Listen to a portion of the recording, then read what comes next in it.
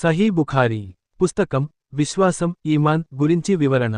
అధ్యాయం జిబ్రయీల్ అలైహిస్సలాం ప్రవక్త సల్లల్లాహు అలైహి వసల్లం వద్దకు వచ్చి ఈమాన్, ఇస్లాం, ఇహ్సాన్ మరియు ఖియామత్ గురించి అడిగిన సందర్భం. హదీస్ నంబర్ 50. అబూ హురైరా రజియల్లాహు అన్హు రివాయత్ చేయడం ప్రకారం, ఒక రోజు ప్రవక్త ముహమ్మద్ సల్లల్లాహు అలైహి వసల్లం ప్రజల మధ్య కూర్చున్నారు. ఆ సమయంలో ఒక వ్యక్తి వచ్చి అడిగాడు, ఈమాన్ అంటే ఏమిటి? ప్రవక్త సల్లల్లాహు అలైహి వసల్లం అన్నారు, ఈమాన్ అంటే అల్లాహ్ పైన విశ్వాసం కలిగి ఉండటం, ఆయన దూతల, ఫరిష్టాలు పైన, అల్లాహ్ను కలుసుకునే రోజు నిజమని నమ్మడం, ఆయన ప్రవక్తలపై విశ్వాసం ఉంచటం, మరణం తర్వాత పునర్జన్మ మీద నమ్మకం కలిగి ఉండటం. తర్వాత అతను అడిగాడు, ఇస్లాం అంటే ఏమిటి?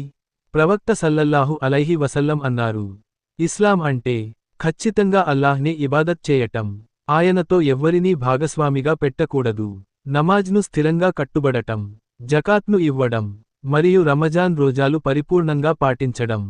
తర్వాత అతను అడిగాడు, ఇహ్సాన్ అంటే ఏమిటి? ప్రవక్త సల్లల్లాహు అలైహి వసల్లం అన్నారు, ఇహ్సాన్ అంటే అల్లాహ్ను చూసేలా ఆయనను ఆరాధించు, నీవు ఆయనను చూడలేకపోయినా, నీవు చూసుకుంటున్నట్టు కాదు, ఆయన నిన్ను చూస్తున్నాడని గమనించు. తర్వాత అతను అడిగాడు, ఖియామత్ అఖిరత్ ఎప్పుడు వస్తుంది?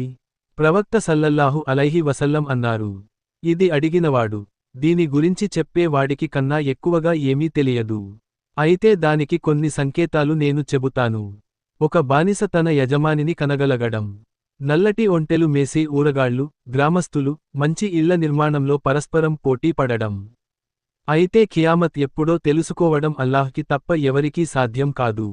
అతను వెళ్ళిపోతున్నప్పుడు ప్రవక్త సల్లల్లాహు అలైహి వసల్లం అన్నారు, అతను ఎవరో తెలుసా? అతను జిబ్రయీల్ అలైహిస్సలాం. అతను మిమ్మల్ని మీ దిన్ గురించి బోధించడానికి వచ్చాడు. ఇమాం బుఖారీ రహిమహుల్లా అన్నారు, ప్రవక్త సల్లల్లాహు అలైహి వసల్లం చెప్పిన ఈ 4 అంశాలన్నీ కూడా విశ్వాస, ఈమాన్ లోనే వస్తాయని చెప్పబడ్డాయి.